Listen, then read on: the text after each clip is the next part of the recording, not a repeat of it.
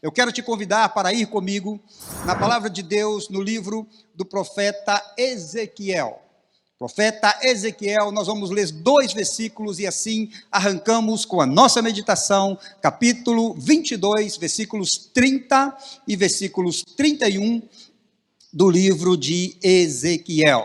E a palavra de Deus diz: E busquei dentre eles um homem que estivesse tapando o muro e estivesse na brecha perante mim por esta terra, para que eu não a destruísse, mas a ninguém achei.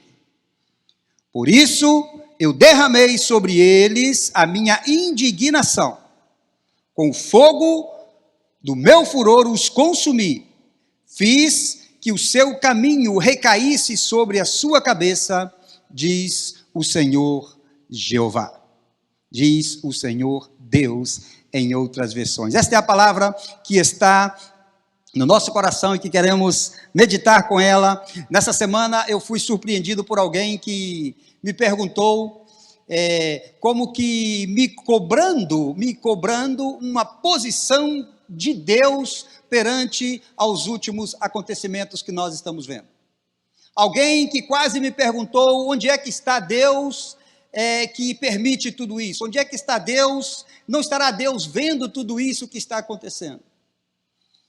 Irmãos, nós estamos chegando em um ponto dos acontecimentos a nível mundial que está ficando difícil e as pessoas estão tendo cada dia menos esperança com isto que parece não acabar nunca.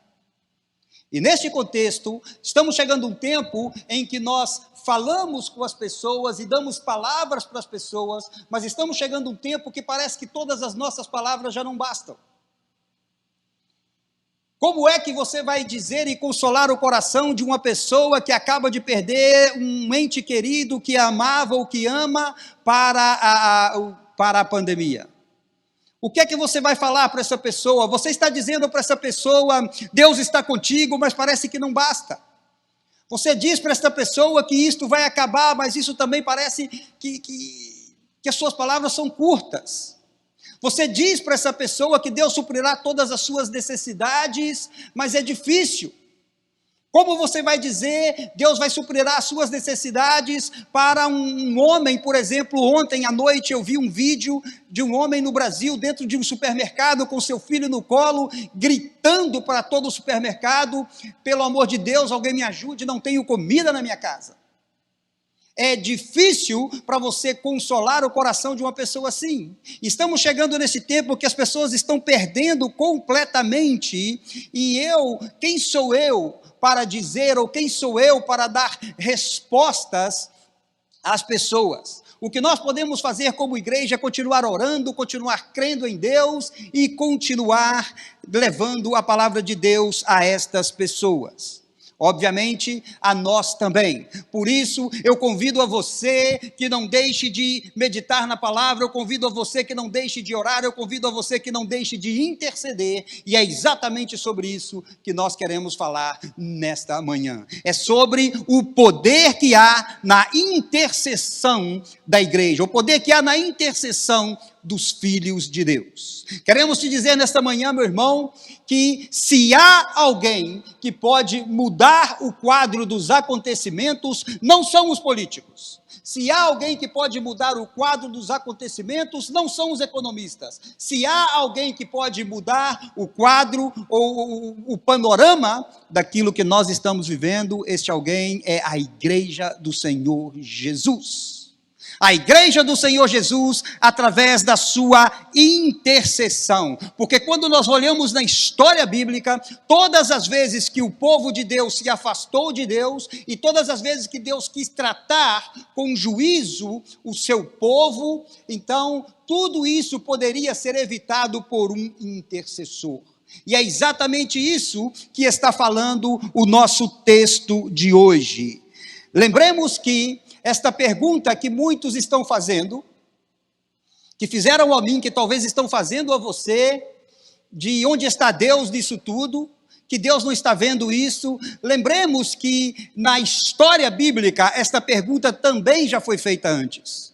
No Salmo 42, versículo 3, Salmo dos filhos de Corá, por exemplo, o Salmo diz: as minhas lágrimas servem-me de mantimento de dia e de noite, porquanto me dizem continuamente: o teu Deus, onde está? A tendência do ser humano, quando se afasta de Deus, é exatamente ficar com essas perguntas, com essas interrogações. E nós estamos diante de um quadro difícil e que as pessoas veem em nós, para que nós possamos dar a elas respostas, e muitas vezes não temos o que dizer, e tudo aquilo que queremos dizer parece muito curto. O profeta Ezequiel, no seu capítulo 16, ele começa a falar de uma história de amor muito grande, que é a história de amor entre Deus e o seu povo. A história de amor jamais escrita por um poeta, a história de amor que já não pode ser escrita em versos, ou em prosa, ou em linhas, porque ninguém jamais pôde e ninguém poderá explicar o grande amor de Deus para com Israel, o grande amor de Deus para com a sua igreja. E muitas vezes na história, esse Deus de amor, ele teve que tratar com o seu povo de uma maneira dura. Ele teve que tratar com o seu povo de uma maneira drástica, talvez de uma maneira que ele nem queria que fosse assim, mas ele assim teve que fazer para que o povo pudesse entender por que ele estava permitindo que aquilo tudo acontecesse. Capítulo 20, versículos 11 e 13, Deus diz algo importante. Deus diz: dei-lhes os meus estatutos e fiz conhecer os meus juízos, os quais, cumprindo-os, o homem viverá por eles. Mas a casa de Israel se rebelou contra mim no deserto, não andando nos meus estatutos, rejeitando os meus juízos, os que, cumprindo-os, o homem viverá por eles. Nós vivemos pelos estatutos de Deus, nós vivemos na obediência de Deus, porque nós somos o povo de Deus. E sempre que nós, como povo de Deus, saímos da cobertura do Senhor, nós ficamos com interrogações e não temos explicações para os nossos dilemas e para os nossos fracassos. Eu posso ver, por exemplo, na minha vida. Eu posso fazer uma análise da minha vida, meu irmão, e voltar anos atrás, e eu vou me ver aí, em cada momento muito difícil que eu passei, em cada momento que eu me afastei um pouco ou muito do Senhor, e eu posso te dizer uma coisa: em nenhum desses momentos de dificuldade, em nenhum desses momentos, inclusive, de fracasso da minha parte, em nenhum desses momentos a culpa foi de Deus. Todas as vezes a culpa foi minha. E o povo de Deus precisa ter essa consciência. Nós precisamos entender que Deus não tem culpa e precisamos entender que Deus trata conosco de acordo aos nossos atos, de acordo às nossas ações. Lembremos de Sodoma e Gomorra. Lembremos de Sodoma e Gomorra, que no capítulo 18 de Gênesis conta a história de Sodoma e Gomorra, mas para que você entenda o contexto do que aconteceu ali, você precisa de voltar um pouquinho. E você precisa de ir no capítulo 13 e também o versículo 13 de Gênesis, e aí nós encontramos a explicação da tragédia que aconteceu naquelas cidades. Gênesis 13 diz: ora, eram maus os varões de Sodoma e grandes pecadores contra Deus. Até aí a palavra de Deus. A pergunta que fazemos e que eu quero que você tome em consciência nesta manhã é a seguinte: a tragédia que aconteceu em Sodoma e Gomorra poderia ter sido evitada? A tragédia que aconteceu naquelas duas cidades, ou com aquelas duas cidades, poderia ter sido evitada? Ora, lembremos que Abraão, ele correu aos pés do Senhor e intercedeu pela cidade, ou pelas cidades. Abraão intercedeu, e quando você analisa a história de Sodoma e Gomorra, nós pensamos assim, que Sodoma e Gomorra, e aqui está dizendo que os homens eram maus, mas este não foi o único problema da tragédia de Sodoma e Gomorra. A tragédia poderia ter sido evitada, porque um intercessor se colocou na brecha, o nome dele era Abraão, e ele intercedeu pela cidade. Lembrem-se que Abraão correu ao Senhor, e ele perguntou a Deus: Destruirás a cidade se houver ali 50 justos? E Deus diz, longe de mim fazer isso, se houver 50 eu pouparei. E Abraão então perguntou a Deus, e se houver 40? E se houver 40, essa história está em Gênesis 18, e se houver 40, e Deus também não farei por amor aos 40, e assim então ele foi abaixando a 30, a 20, chegando a 10. E Deus disse que evitaria aquela tragédia se houvesse 10 justos naquela cidade. Mas ele não encontrou nenhum. Ele não encontrou justos naquela cidade, né? Perdão, não encontrou 10, porque lembremos de Ló, verdade? Então, ele não encontrou, e por isso, a intercessão de Abraão, então, não teve. Mas o que eu quero chamar a sua atenção é que a tragédia poderia ter sido evitada porque alguém se levantou para interceder. Para interceder. Comparando os nossos dias com os acontecimentos bíblicos e lembrando de Sodoma e Gomorra, eu tomei uma frase de Ruth Graham, a esposa do evangelista Billy Graham. E ela disse algo que no momento que eu li chamou muito a minha atenção. E ela disse assim, pensando como ser humano, se Deus não fizer algo com o mundo em que vivemos, tamanho é o seu pecado, ele deveria pedir desculpas para Sodoma e Gomorra. Mas tamanho é o seu amor, ele não o faz, apesar de ter poder e direito para fazê-lo. É incrível isso. Ou seja, o pecado de Sodoma e Gomorra, que era grande aos olhos de Deus, quando eu olho, quando você olha, está acontecendo a mesma coisa, e Deus está tratando com a humanidade, e Deus tem as suas formas de tratar. E ele poderia destruir tudo, claro que poderia fazê-lo, mas ele não faz por amor. E então, nós vemos que no nosso texto de hoje, nós vemos que havia então uma brecha, e eu quero que você volte comigo ao texto. Eu quero que você volte comigo ao texto para entender que havia uma brecha no muro, que havia uma abertura no muro, que havia uma abertura que deveria ser tapada. Essa abertura deveria ser tapada. O entorno aqui é completamente espiritual de Ezequiel 22, 30 e 31. Vamos ficar bem aqui no capítulo do versículo 30. É completamente espiritual, porque Deus estava tratando com Jerusalém. Deus estava tratando com o seu povo. O livro do profeta Ezequiel está cheio das expressões de Deus, porque diz o Senhor. Porque o meu povo se afastou de mim, porque o meu povo se corrompeu, porque os meus profetas profetizaram e disseram aquilo que eu não disse, porque a corrupção estava enorme dentro da própria igreja, ou dentro no meio do próprio povo de Deus. E quando nós analisamos esta palavra, a gente encontra que a palavra brecha, aqui no nosso texto original, é a palavra peretz do original, que significa uma abertura, que significa uma fissura, que significa uma greta. Então aquele muro tinha uma greta que precisava ser tapada. Lembremos que as cidades eram protegidas por seus muros. As cidades eram protegidas por seus muros, por isso não podia haver uma greta somente, o inimigo poderia aproveitar a vantagem sobre essa greta, sobre esta brecha. E essa palavra peretz, ela vem do original, que é a palavra paratz, que significa abrir, que significa romper para penetrar. Veja bem isto, veja bem isto.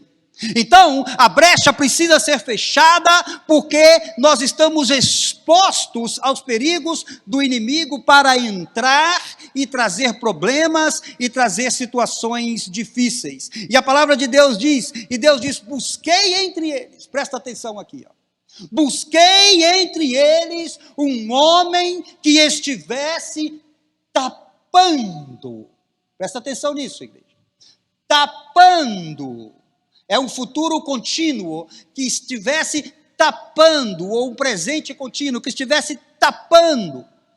Eu posso estar tapando agora, posso continuar tapando amanhã, né? É algo que acontece sempre, porque sempre os muros têm brechas, sempre nas nossas vidas tem essas gretas, essas fissuras, aonde nós damos essas brechas para que o inimigo venha e entre, e essa brecha precisava ser tapada, e incrível.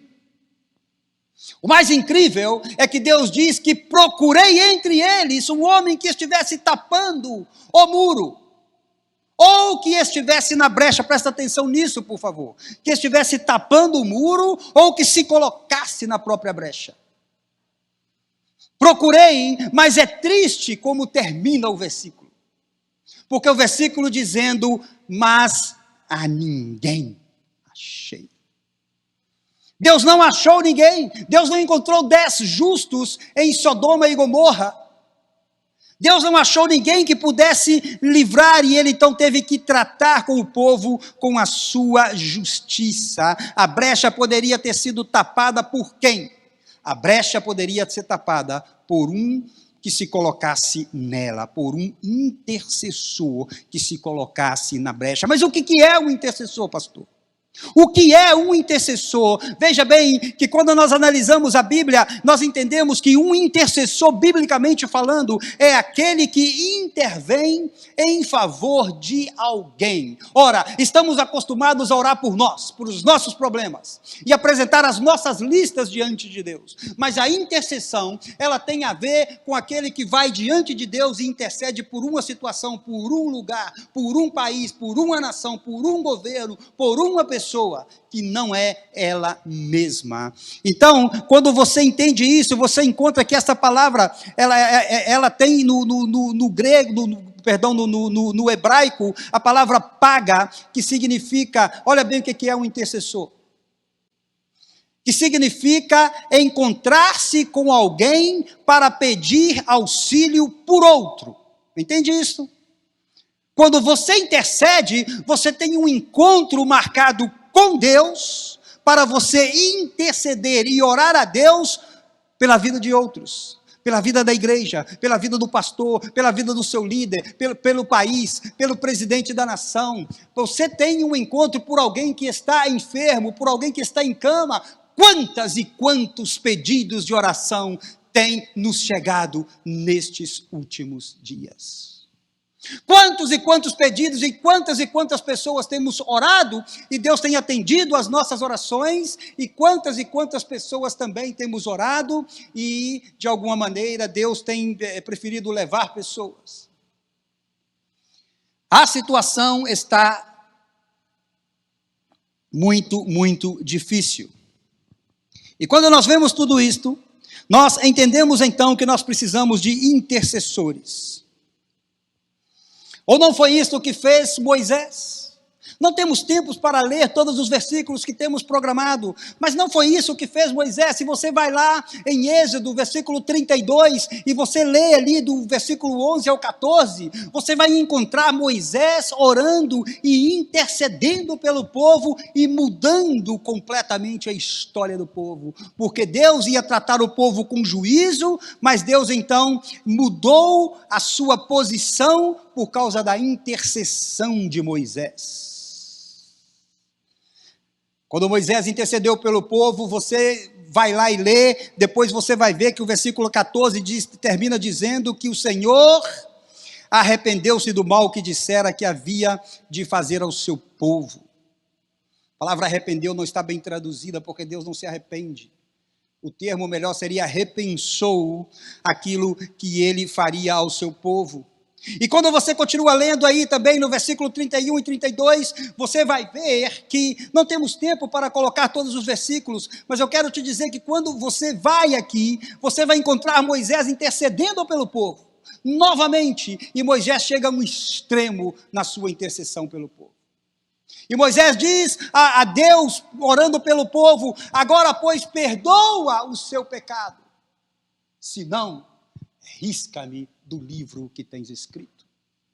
Olha para você ver, meu irmão e minha irmã que me escuta, o poder, o amor no coração de alguém que está intercedendo por outro. Olha para você ver o risco que precisou de correr Moisés. Muda, Senhor, a história que estamos vivendo. Muda, Senhor, esta pandemia, que se acabe rápido, ou então risca-me do livro que escrevestes. É muito forte para mim e para você. Muito para nós. Mas este foi o risco que correu Moisés. Este foi o risco que correu Moisés. A boa notícia para mim e para você é que a Bíblia diz que eu e você temos um intercessor. Você pode se alegrar nesta manhã, porque a Bíblia diz que nós temos um intercessor. Lembrem-se de Romanos 8, 26 e 27, que confirma isto. Lembre-se que lá Deus diz isso, o Espírito Santo intercede por nós com gemidos inexprimíveis. Temos um intercessor. A Bíblia diz que nós temos um advogado. A intercessão nossa é o que pode mudar a história daquilo que estamos vivendo hoje. Deus sempre levantou reinos, reis e nações para tratar com o seu povo. É por isso que Deus permite, para que o seu povo entenda e veja o que está acontecendo e corra para os braços do Pai. Lembremos de Nabucodonosor, que foi usado por Deus para trazer juízo. Lembremos de Belsazar, lembremos de Nero, lembremos de Hitler, que de alguma maneira foram usados por Deus para tratar com o seu povo. Enquanto muitos estão perguntando onde está Deus, Deus está clamando por intercessores. Deus está perguntando aonde estão os meus intercessores? Aonde está o meu povo? Esta é a questão, porque muitas vezes as pessoas estão perguntando aonde está o Deus de Daniel, e Deus está perguntando aonde estão os Daniéis que intercediam na minha presença 3 vezes por dia.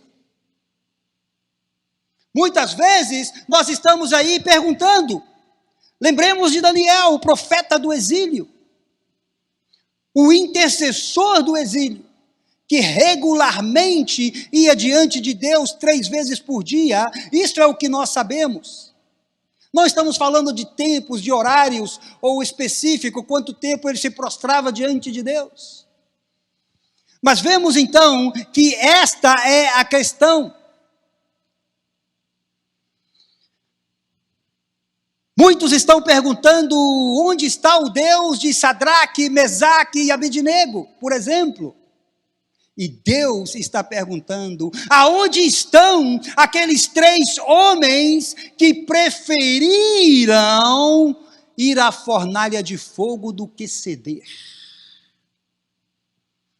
Perguntas a Deus, e Deus questiona também a mim e a você nesta manhã, aonde estão os nossos intercessores? Aonde está a igreja? Aonde estão? Eu estava falando com uma pessoa e essa pessoa ia passar por uma operação. Então eu perguntei, me dá o dia que vai estar operando e o horário, porque nós vamos estar intercedendo e jejuando pela sua vida. Já vai jejuar por mim? As pessoas não esperam de nós esta profundidade nas nossas relações. Claro que sim, vou jejuar por você, para que Deus te possa dar a vitória. E Deus está perguntando, enquanto muitos estão perguntando, por exemplo, aonde está o Deus de José, que fez com que ele saísse da prisão para se tornar governador do Egito. Deus está perguntando outra coisa. Deus está perguntando aonde estão os servos como José, que preferiram a prisão de Deus que os prazeres da mulher de Potifar. Aonde estão? Aonde estão os intercessores? Aonde está, muitos perguntando, aonde está o Deus de Davi, que fez com que ele vencesse o gigante? Mas Deus está perguntando, aonde estão os meninos como Davi? Onde estão os meninos como Davi, que tiveram fé, que com uma simples pedra eles poderiam destruir um gigante? Essa é a pergunta que Deus está fazendo para mim e para você. O que mais eu poderia te dizer, meu irmão? Não temos tempo para tantas mais coisas que eu poderia te dizer, mas eu gostaria de já ir entrando no final da nossa meditação nesta manhã. Eu queria te lembrar de algo que talvez nos ajude nesta manhã. Algo importante que eu inclusive já falei aqui nessa plataforma, eu quero repetir de novo.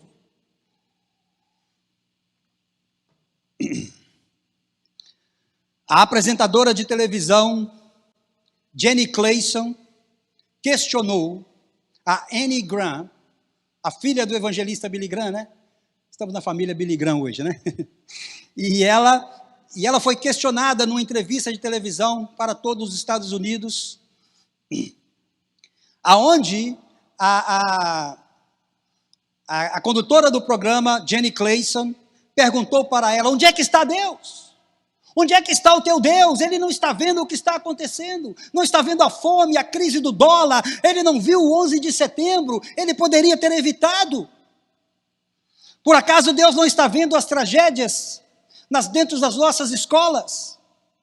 E aqui eu resumo para você a resposta de Annie Graham para aquela apresentadora de televisão, e ela diz: creio que Deus está tanto ou mais triste do que nós com tudo isto. Por muitos anos, os Estados Unidos e todo o mundo, nós estamos dizendo a Deus que não queremos a interferência dele nas nossas vidas, nas nossas opções e nos nossos governos. E Deus, como um gentleman, Deus como um cavalheiro, ele tem atendido a petição. Como esperar dele proteção, amor e bênção, se dissemos a ele que queríamos viver a nossa maneira? Temos valorizado muito mais a imprensa do que a Deus e a nossa própria sabedoria do que a Deus.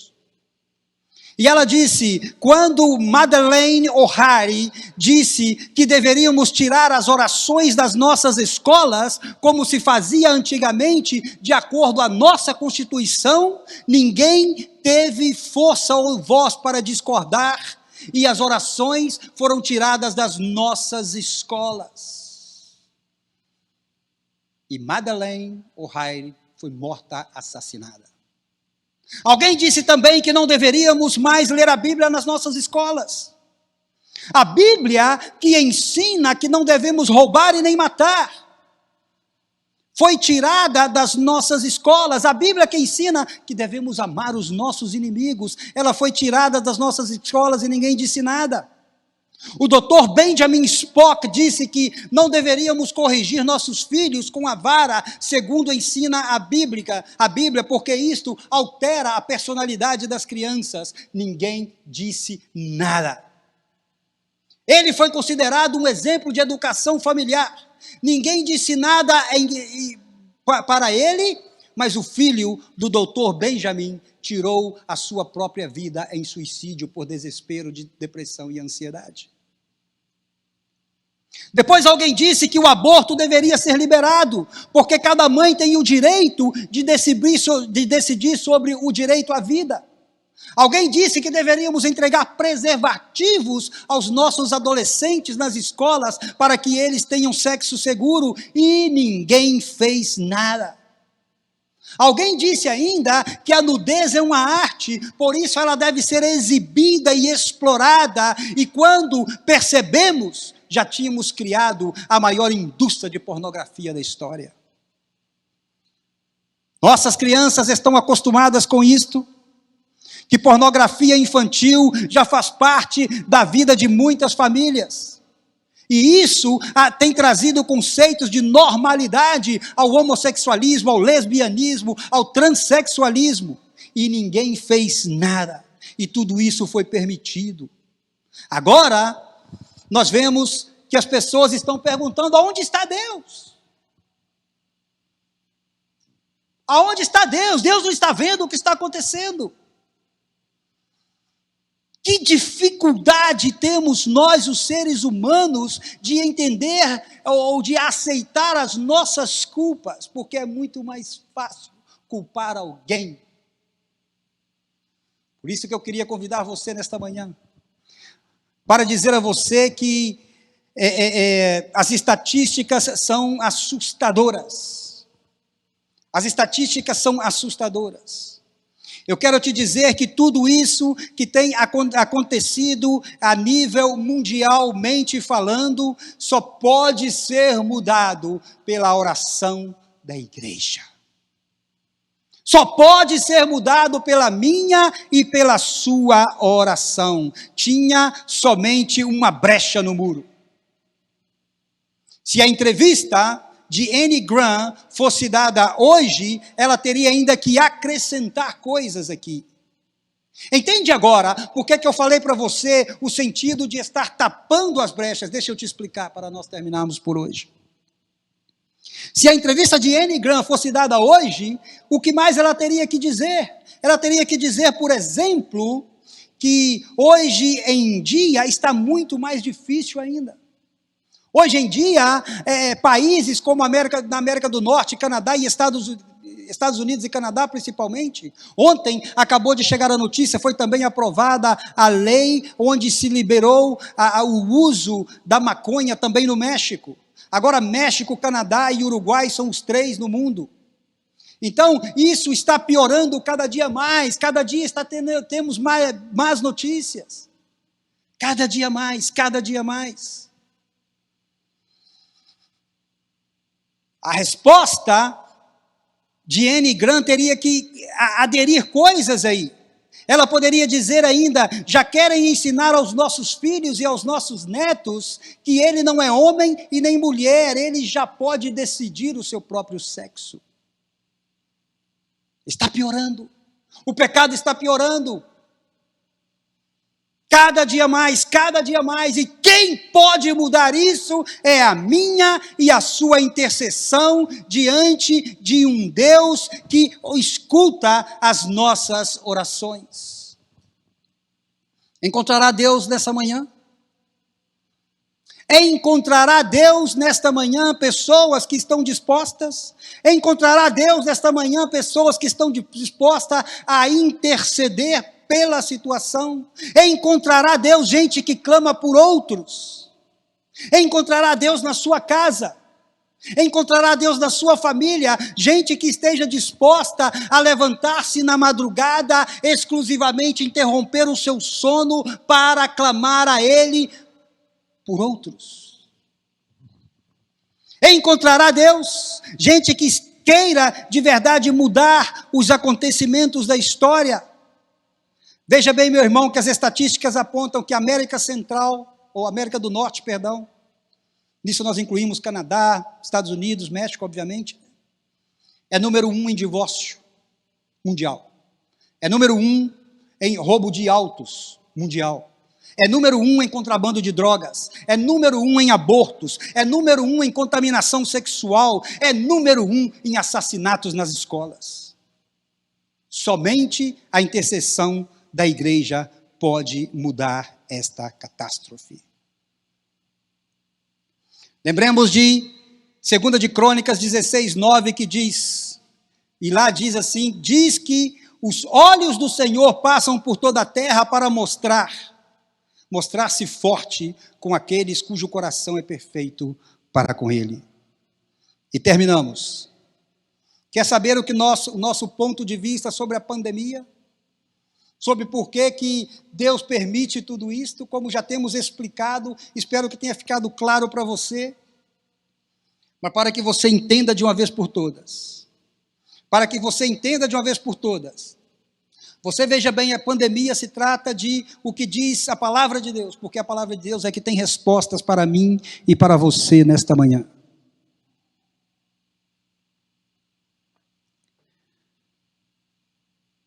O que é, então, ou por que Deus permite tudo isto? Lucas 21:11.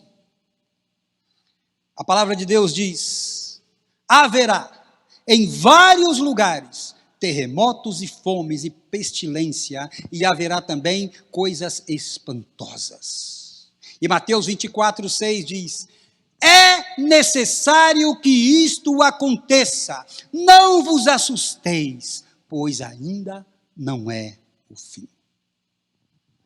Por que acontece tudo isso? A palavra de Deus responde para mim e para você hoje. É necessário que tudo isto aconteça. Mas se você é confiante em Deus nessa manhã, e se você pode levantar-se comigo aí na sua casa, de onde você está, se você pode se levantar nesta manhã, você pode clamar a Deus, e nós oramos: Senhor, nosso Deus e nosso Pai, muito obrigado pela Tua palavra, Senhor, nos nossos corações.